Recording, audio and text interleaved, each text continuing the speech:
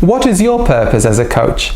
I hear a lot of new coaches asking themselves that question, and unfortunately it's not something that I can give you the answer to or you can simply Google, because everyone's purpose or way how they work is unique, although a good coach training program will help you work towards identifying yours. So here's a few tips how you can develop your understanding in relation to your purpose. The first one is with regards to being conscious to your reflective and reflexive practice, and they're two different things. The first one is about reflecting on what has happened and what you've learned, but the second part is about focusing on ways in implementing those reflections. This allows you to engage in a process of continuous discovery and learning, making a conscious effort to pause, focus your thinking, and develop insight into your practice. The second one is about going beyond labels.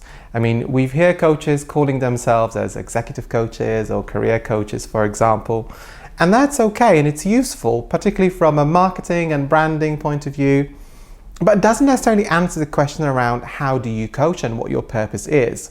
So saying that you're a career coach tells me more about the type of clients you work with rather than who you are. So instead, notice how you coach, what happens in the sessions, and the feedback that you have received from previous clients.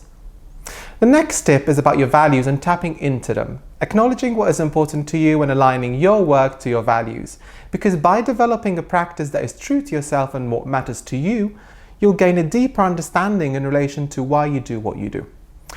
The last one is about fear and noticing that at times it will crop up, unfortunately, and that is okay. For example, doing those first practice sessions can feel unnerving. It takes courage to move forward.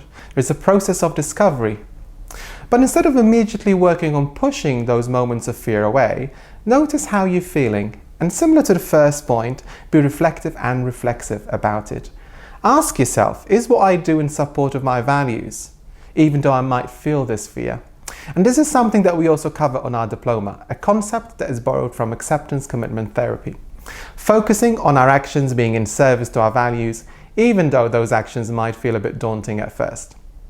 Feel free to make a comment if this resonates with you or subscribe to our channel. We're regularly updated with lots of useful coaching information.